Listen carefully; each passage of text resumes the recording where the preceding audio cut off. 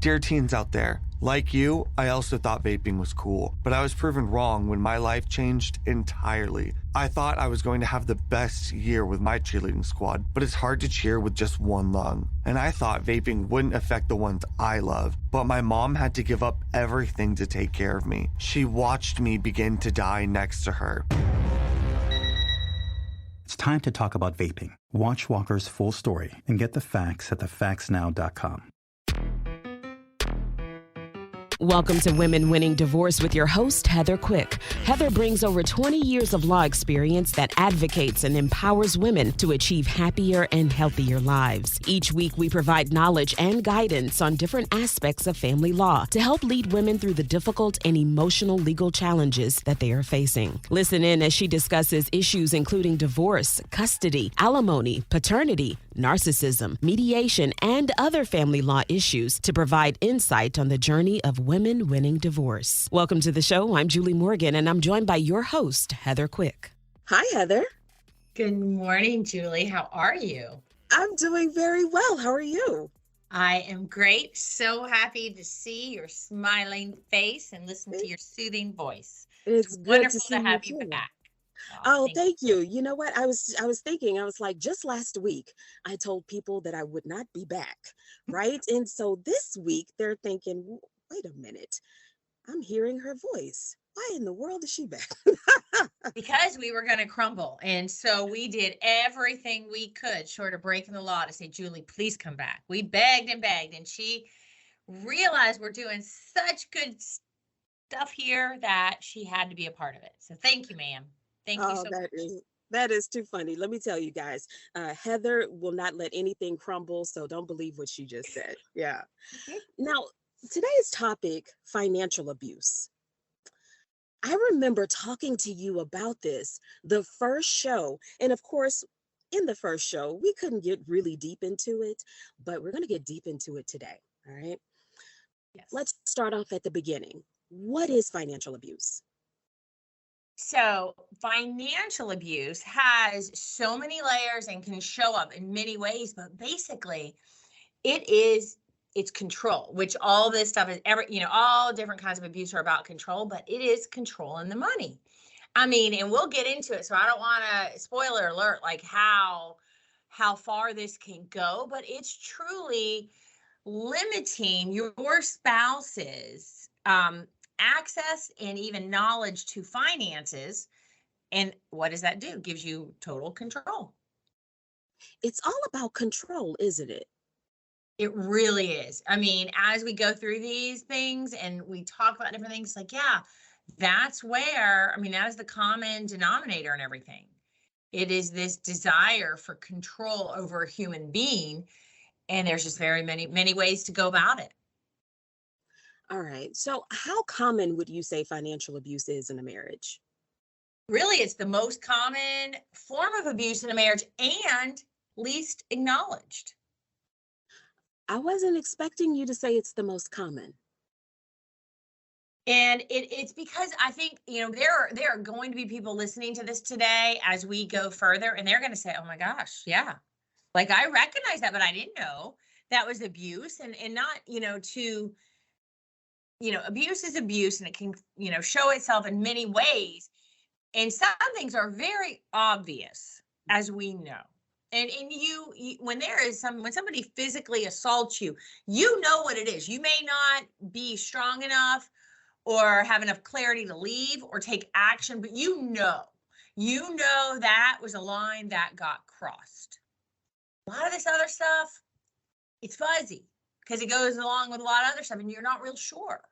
You don't see it that way. Okay. All right. So let's dig a little bit deeper. I think about this, and I think I know the answer to this question, but you're going to answer it for me. I mean, if one spouse handles all of the money, I mean, is that really considered financial abuse? No, that in and of itself, no, not at all, because everybody's got their role in the marriage. Somebody sometimes pays the bills, and that is either the husband or the wife. Like, it is not. That is how it works in a marriage. Everybody kind of has certain things they do. Somebody's going to pay the bills. Could be the same person who earns the money. They could both earn the money. Somebody balances the checkbook if we're sharing it.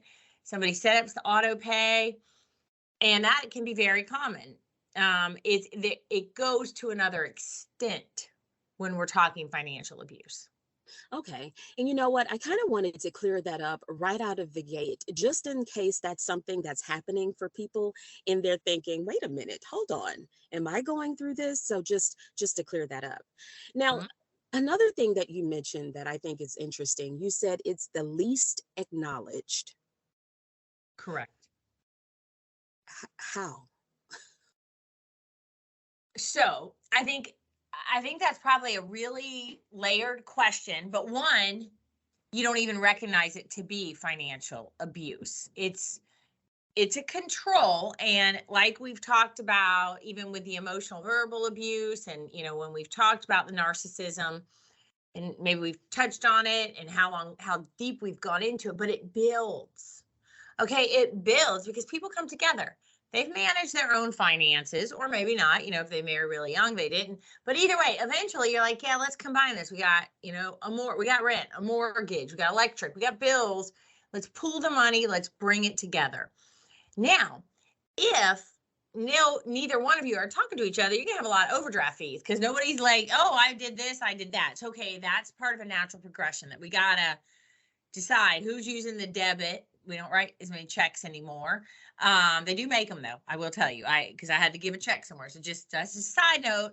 But not everything's electronic. So the different debit cards and paying attention. It starts that way, and usually then grows to that other point where almost all of the banks now have an app, and they have controls so that like for instance, I get a text when my daughter's account is below a certain amount. Oh, I better look at that, talk to them, make sure they have money. You can get almost every alert, if you can do it by dollar amount, and you can have spending alerts. And then that's where it gets kind of creepy. If somebody gets a call from your spouse and the husband's like, hey, what were you doing at Target?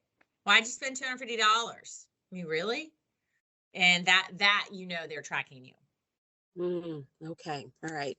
And that's kind of getting into the types of financial abuse. Is that right? Yes. And why it could build, and you just don't even recognize it. And their reasoning, probably, well, hey, we gotta, can't get overdrawn. We have a budget.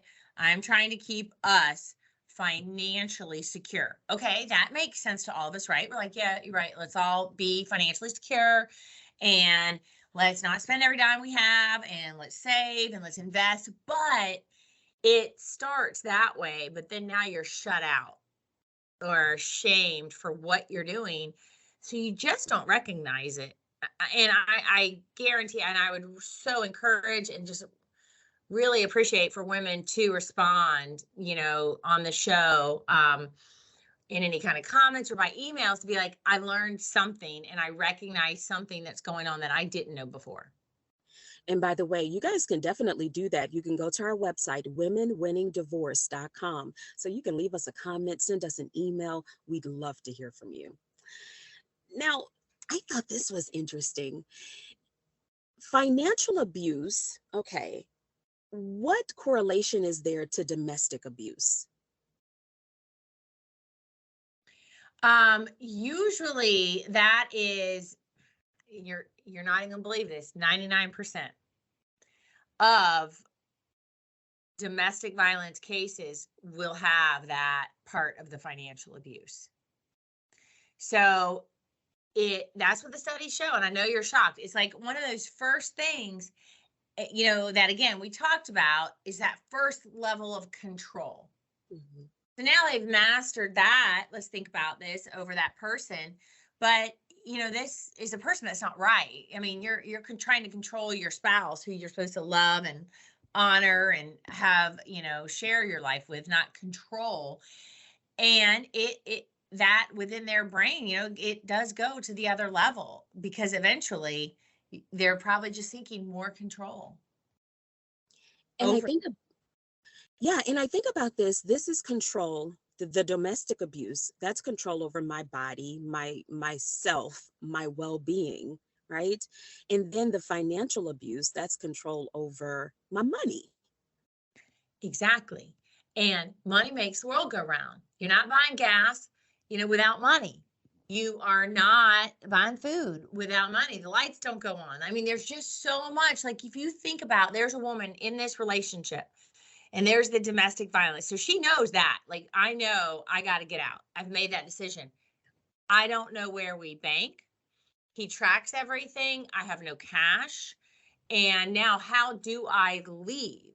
Because I don't have that financial piece. And, this was many, many, many years ago, Julie. And there was a case, and I know the woman said she went to and like was gathering all the change just to put gas in the car, just to get out of there. I mean, it's true. And it's so sad. And it's nothing for anyone listening to this to be embarrassed about. But of course, I know that it is. And that, again, no one ever talks about it. That's part of it. It's that shame.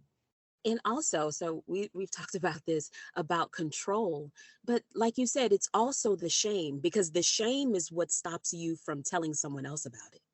Correct. Because one, you don't know if they're going to believe you. And two, if they do, they just might not understand.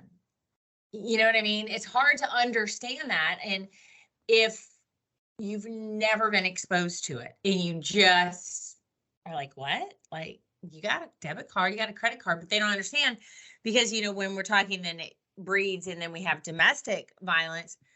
They know what's going to happen when their spouse gets home if they got that alert that you spent money somewhere or went to lunch somewhere.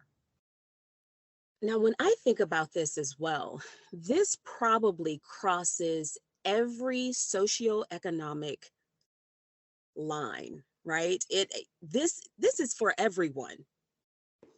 Absolutely. And I mean, and this can happen in any, just like we've talked about with the other forms of abuse, race, age group, and socioeconomic class. This is not something, well, we don't have any money, that's why he does this. No, you can have, it can go from, any level, from, hey, we're paycheck to paycheck to we've got, 6-figure income. And it also can be, the woman can be working and this can still exist. So she can be earning money, but yet he's controlling it. So it's really complex and runs so deep in many relationships. Okay, let's touch on that, because so many women work these days, right? That's just the Yes. way of the world now. So you're telling me it's possible that someone is going home and saying, "Here's my check," or the money is being deposited into the account, but they never see it. Right. Right. It's being deposited into the account and he's controlling what it's getting spent on. And you are going to suffer the consequences if you spend money that he didn't approve of, or he's tracking you because he's got those things set up so that it's pretty kind of eerie. Like, you go to lunch somewhere, I thought you were at work today, where'd you go to lunch there, where you went here, and it's not a situation where you can take out cash without out being known. Most, and this is a little tip, and we'll probably get into it at the end, but just because in talking about cash, because again, such an electronic debit world that now many places don't even take cash, but many women, and we have certainly advised this, okay, hey, he knows you're going to the weekly grocery store. When you go and he says, do you want cash? You can get some extra cash, and then it only shows the whole bill, and then begin putting that, even maybe creating an own account for you. So that is one way, once you recognize this, to begin preparing yourself for an exit strategy. Okay, there are so many things that you just said, and we have to talk about this. But one thing I thought about is that, okay, you mentioned the fact that a debit card, a lot of places don't accept cash. Think about during the height of the pandemic. people were like, please don't bring your money in here because it's dirty, right? You know, I mean, Yes. seriously. Think about during that time, how could have just really flourished during that time as far as financial abuse. Oh, indeed. And let's even, and so then, of course, because the financial abuse, and we all experienced that feeling during the pandemic of a loss of control. You know, I mean, we were being told by our government what we could and couldn't do and where we could go and where we couldn't go, and very different for our lives here in America. So for a person who is controlling, that can really, and it did, you know, domestic abuse spiraled in cases because let's say the husband, and hey, I have lost a lot of control over this part of my life, and then, you know, it certainly increased in the home where they could exert more control. But even today, I was somewhere not that long ago, no cash, we don't take cash anymore. So you know, I mean, so it's really, it's a different world. And so when you're thinking of these things, you know, that's, you got to plan ahead a little bit. Mm. You're listening to Women Winning Divorce with Heather Quick, owner and attorney for Florida Women's Law Group. We're taking a quick break here, and when we return, we're talking about more types of financial abuse. We touched on it a little bit, but we have more to talk about. Stay with us.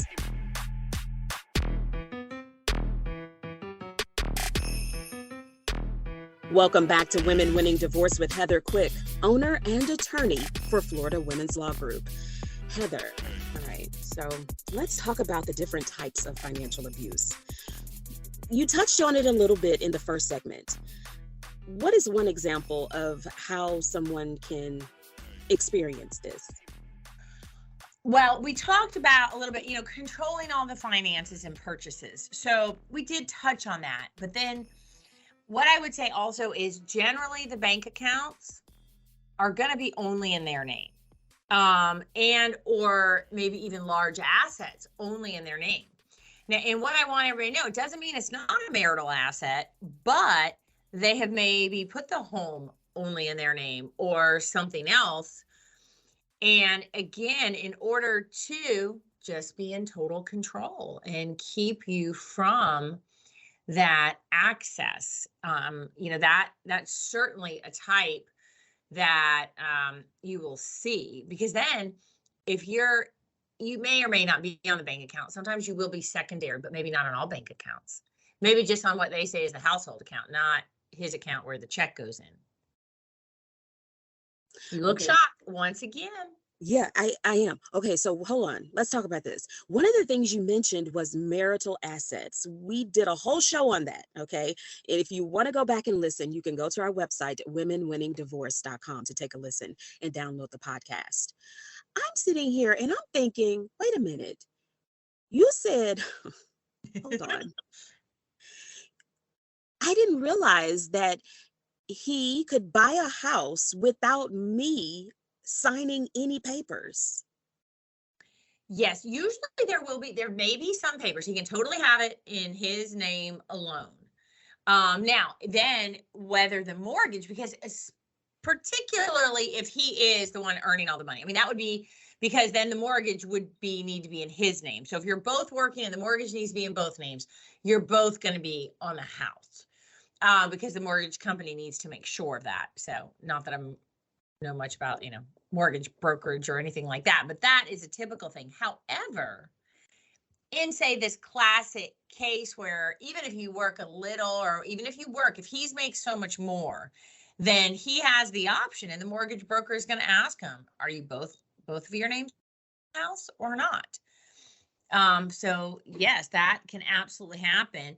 And if you had to sign anything, it essentially is acknowledging that, but it really gives you very little rights. And then you can't go, you know, get a home equity line. You're just not legally on that home. And again, control. Just like, you know, they'll make decisions on vacations and big purchases, anything. Control. Okay, you know what I thought about when you were talking about this? Okay, so let's say something happens and we do get a divorce, right? Mhm. I don't have any credit because you had control of all of this. Correct. And so that and that can be, problematic for sure. Now, sometimes you really just don't even know what your name's on. You don't know. I mean, I have met many women. I'll say you may have really good credit. You're just not aware. But yes, that is, one thing that will, of course, be a factor because as you then leave that marriage, leave that relationship, you're like, wow, I don't have anything established. I gotta figure that out too. One more thing. And again, all these things, can be daunting because you've already lived in such fear. And fear is such a common emotion for anyone who is the victim of this that now that's just one more reason. And then you may not even realize it's happening. So there's that. Indeed. Oh boy. Okay. Another thing, what about if I get an allowance? Well, that typically happens, where they're like, this is the amount of money you have to spend. And usually it is no matter what, again, the level of finances are, it's not enough. It's just really, again, controlling you, making you really think about what you're spending at the grocery store. And I understand a lot of people I'm not that great at that. And especially if the kids go with you, it's a free for all. And you get home, you're like, oh my gosh, we got a bunch of cereal and cookies, but you're just trying to get through the store without getting kicked out. So, but that puts you at that level. And I was like, oh my gosh, we over it because one, you're going to have to answer for that. And let's even, like we talked about a little bit about like not having access to funds, he might put a limit. Sometimes the bank does that. It does that on the debit cards, particularly for fraud. And theirs is whatever it is, $1,000. So you have to go through some hoops if there's going to be a larger purchase through the debit card. He can lower that. I've done that. I have one account, like for the kids, like they can't spend over, and it won't be authorized.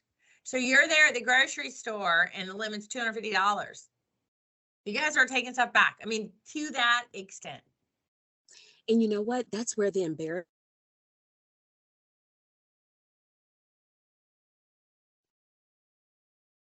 No. Something just happened. Yep. Where we at? Yeah, I saw you freeze up. Okay. Right at where you said that's where the embarrassment, you couldn't finish that. That's where I saw Okay. it stop. Okay. All righty. So we'll make a note of this. I did. Okay, good. So really, that's where the embarrassment comes in.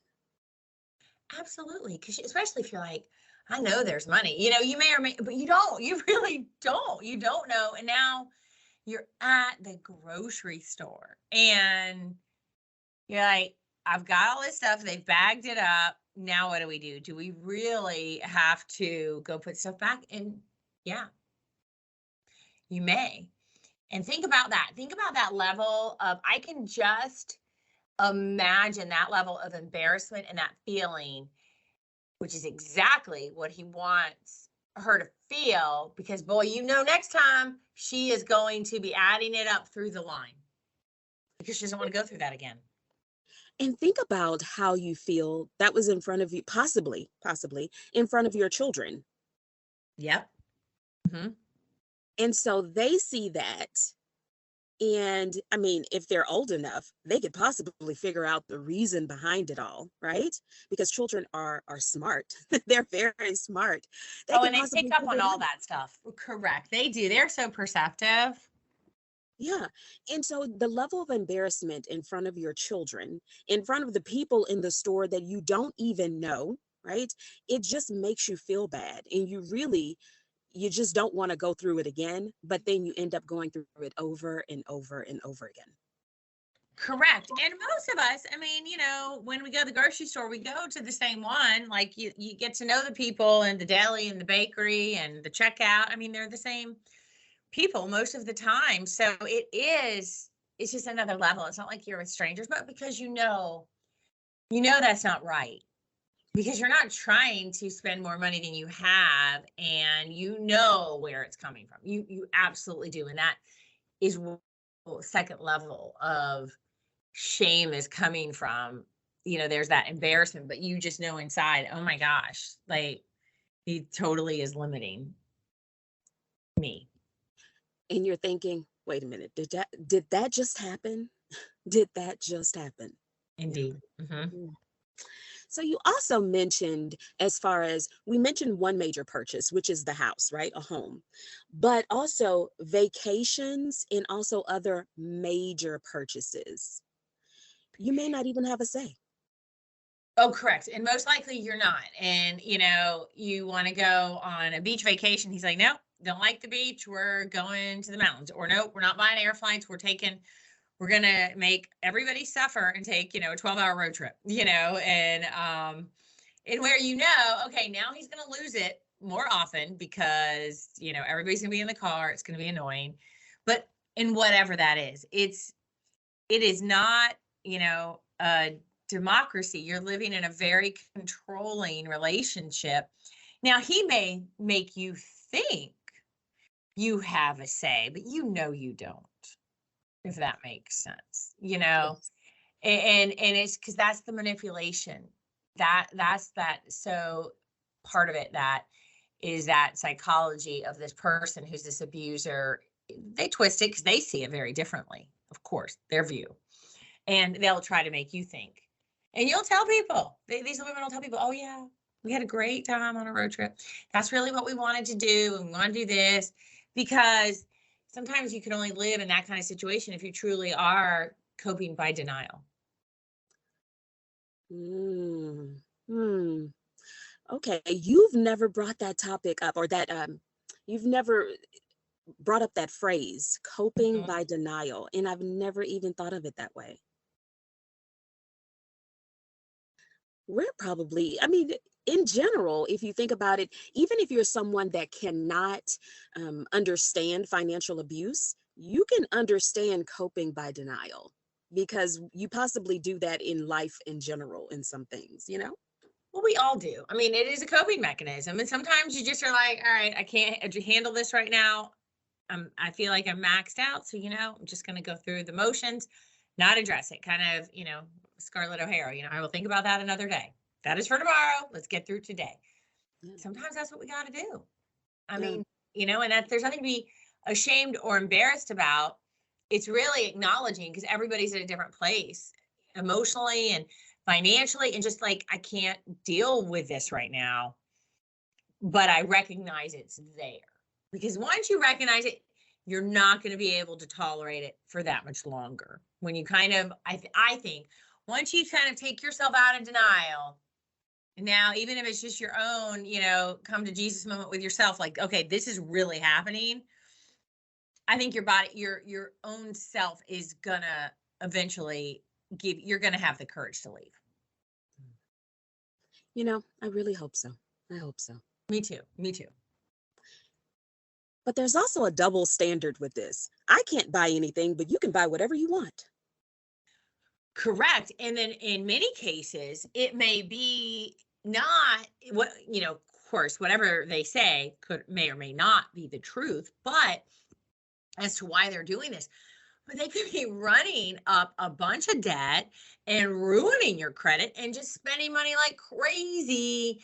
And then you don't even know. So, like, we've talked about it, and I don't want to say upside, but from their story that they're saving money, but it could be to this extent where, oh, they're blowing through everything and controlling that. And that is even scarier, because you don't even know who you owe and what is going to get, what's not being paid.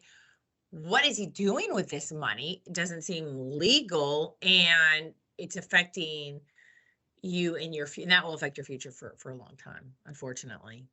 Yeah. And so that's just really the flip side of not having any credit, possibly. This is just having bad credit.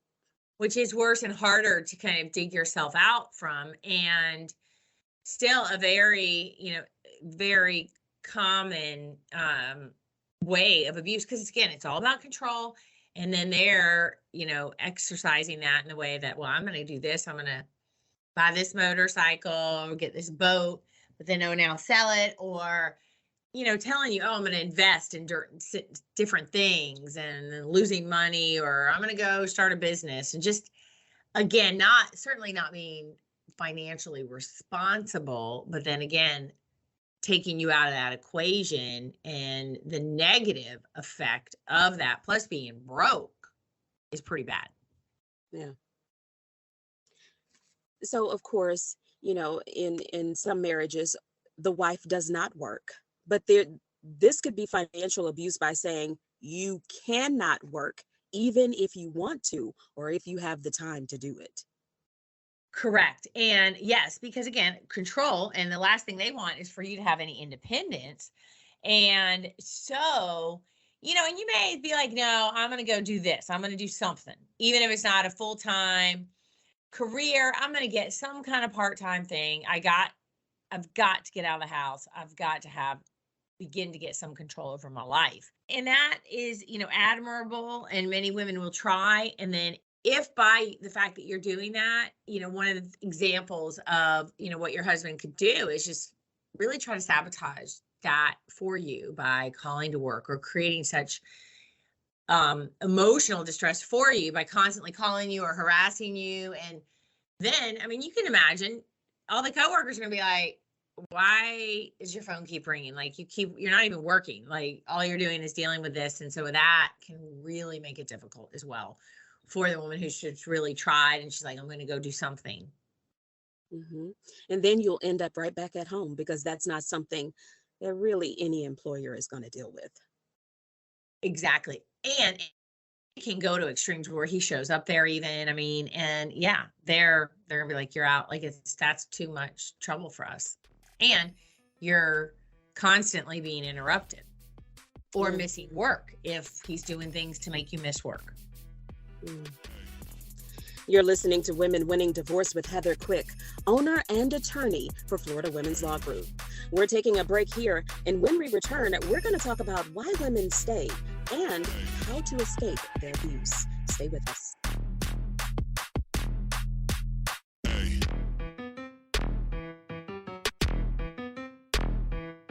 Welcome back to Women Winning Divorce with Heather Quick, owner and attorney for Florida Women's Law Group. Heather, something we've talked about in the past whenever we've talked about abuse is why women stay. And of course, this is, as you've said before, this is not to make someone feel bad, right? But it is something that we need to consider since we're talking about this. Why do women stay? And that's again a very complex question and answer. However, there are some very real reasons, and I think everybody can understand that. Like one, lack of financial resources is the main reason women stay in a marriage. Number one. And this type of abuse is all about control and power. So as a woman in this situation, there may be financial resources, but she doesn't have the knowledge and understanding of what there is. She may not have access to it either. So that's a true barrier that really stops them from taking that first step. And, we'll talk about different ways and things women can do, but it's that fear, and that at least if I stay here, I know what I have. If I leave, and not even getting into the how would I leave, if I leave, I don't know what's out there, and that unknown is scarier than the reality I'm living in. Yeah, because unknown, you don't know it, but whatever else is out there, you're thinking it could be worse.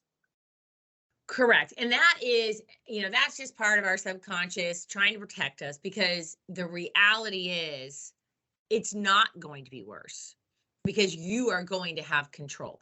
You are going to have an understanding of yourself, and you are not going to be captive under someone else. It's going to be different. It will most definitely be different. However, until you take the first step you don't know. And there just has to be a level of faith in yourself and trust that if you are out of this situation, psychologically, you're going to be so much healthier, that you're going to be in a better situation, because we are, as humans, I think, resilient and strong. And me and my point of view, women are really strong. And I have so much belief in what women can do and they will do when given the opportunity. You are strong. And that's something that you may not have heard before, or you may not hear very often, but you are strong. Yes.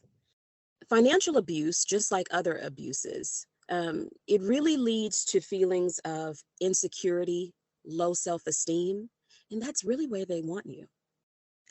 Indeed, because when you feel like that, and we've all had a bad day and you feel really insecure about whatever, or bad self-esteem, you know how that feels, and that doesn't feel good. Well, that is where your husband wants you to feel all the time. They want you to stay in that and feel as though you yourself can't do it. You got to have him, because that makes you stay, right? If you believe I have to be with him and I can't do this on my own, then you won't.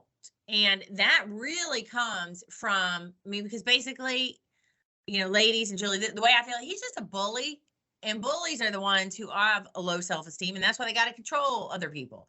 And that's why he's trying to make you feel better, make you feel worse to make him feel better. Sorry. And it's all about, because he knows you can do it. He knows you've got the ability, and that's why he wants to control you, to keep you from shining on your own and going out and doing what you can do on your own. And he knows if you have that ability, you're not staying with his sorry butt. Mm-hmm. Mm. So that's why he wants to keep you, at that point, keep you at that level, so you will not go anywhere, and he can keep on doing what he's doing.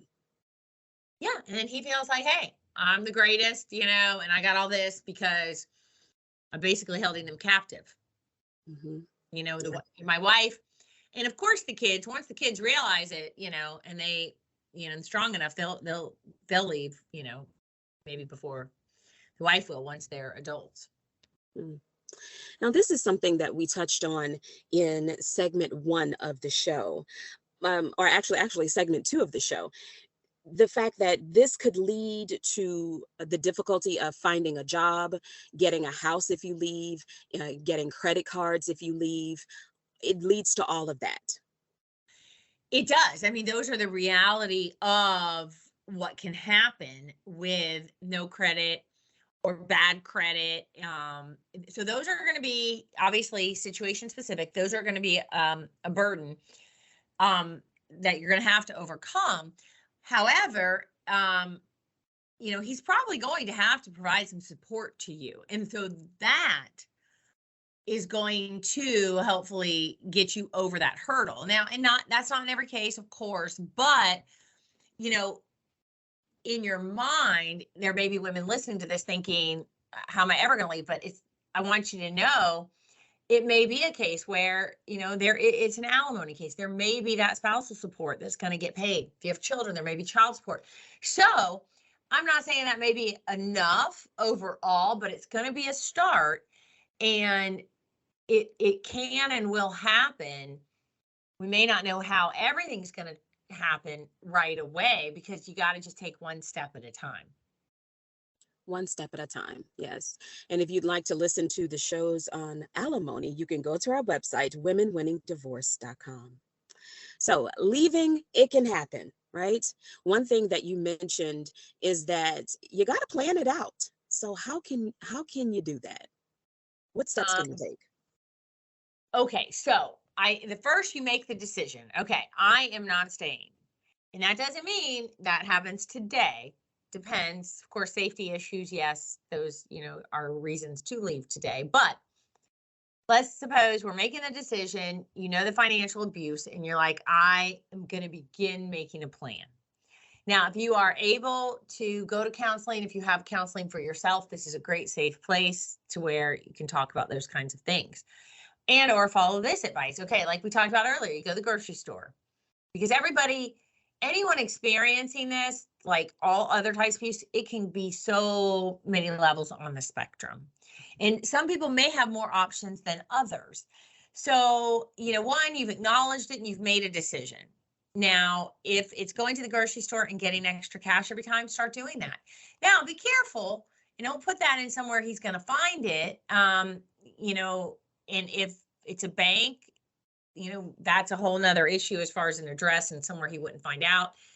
But, hopefully you have a good friend and maybe you can have a nice little box and, you keep your cash there with a good friend. Maybe, there's a place in the trunk that seems secure. I like keeping it outside of where your husband would be and or kids, because then all of a sudden they find it and then you're like, oh, great, now I'm starting over. So that is really like one of the first steps. And, it may have been so long since you really looked into getting a bank account or how do I set that up?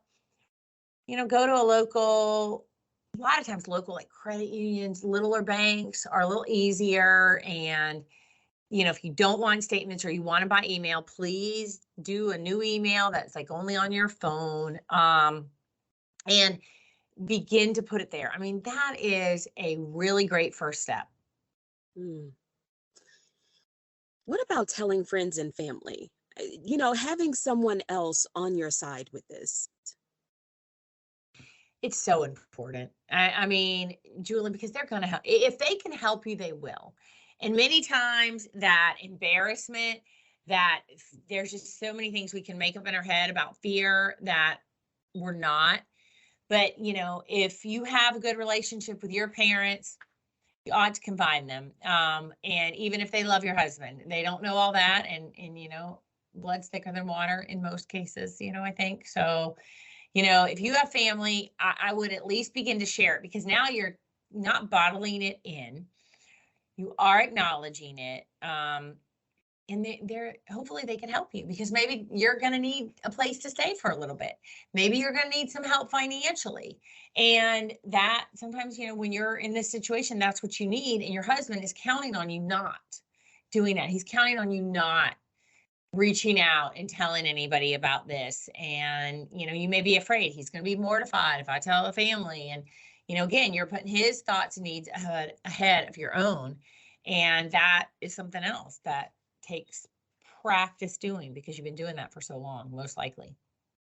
And then possibly they may have a safe place at their house where you can stash some cash. I don't know. Indeed, and use their address. I mean, there's just lots. I really think that, again, and we talked about it, when you're afraid, everything seems like impossible. But if you really are able to confide in somebody, it may really change the perspective. But it's hard. That first time you're going to say this out loud, it's going to be hard. But that's okay. It's going to be worth it. And that it's going to help you mentally as well. We've touched on the mental aspect. That is a huge thing. Oh, indeed. Indeed. And knowing, one, that somebody supports you and that the whole world didn't collapse when you shared what's going on, and they still love you and they're your friend, your family. Now you're like, okay, well, that wasn't as bad. And it's going to give you that strength and that mental calm and help overcome maybe the fears and the voices that say, don't do this. Like, this is not going to work out, which everybody has those little voices of doubt that can sneak in. Yeah. And they can help you with that doubt. Yeah. To think in a different direction, direction. Yeah. All right. So what if you don't know anything about bank accounts, credit card statements, any of that? I mean, should you try to get that information? I think that's good. You may find out there's more than you thought, less than you thought. But again, you need to know. Very often, not always, but sometimes there is a joint bank account, but you just don't have the access or control. So if you know where you bank, you can go there and ask for bank statements, hey, I just want to get some statements on all the accounts we have. And then you don't have to name them all, just say which ones we have. And again, it gives you that information. Bank statements have so much information because then if credit cards are being paid, you can see and you go, oh, we have a credit card here. Or it may say where the mortgage is being paid. So there's a lot of information, particularly since the majority of us are using debit cards for a lot of the living expenses and electronically, kind of from the very beginning. We're not writing so many checks and putting them in the mail. We're doing things online. But fortunately, that will still show on the bank statements. Then that is going to provide a lot of information. Like I said, maybe good, maybe bad. Information is what it is. If you cannot attach feelings to it and just know I'm just getting information, maybe I'm hoping that, gives you a little more courage to go get them and look at them. I didn't even think about this, but yeah, it does. It has a lot of information on there, and you could possibly use this information in the future. Oh, indeed. And if you're getting a divorce, this is very helpful. And, we as your attorney and our paralegals, our team, that's one of the first things we say. Go to the bank, get some bank statements. It's okay that you don't know how much you guys spend. Go get the statements, and then, we'll help you through that. But someone possibly has said, I can do that? Yes, they have. And they're like, my name may not be on it, and it may not, but it might. That's the thing where I was saying, Julie, like, yes, he's controlled so much, but it doesn't mean you're not on these accounts, but it could, and we'll help you. You could see it may not, there may be still accounts in only his name, but you can see where money goes in and out. So you very well may be on the account. Mm. And even if you're just a user, you can go get a statement. Nobody's gonna keep that, keep you from doing that. And if they do, hey, at least you tried. I mean, there are always those circumstances, but, it's a good first start. And it's very empowering to, like you said, to say, oh, I can do that, to go do that. Mm-hmm. Yeah. It doesn't hurt to try. Exactly. Yeah. And possibly go to a bank that's far away from your house, maybe, and just, a branch that's far away.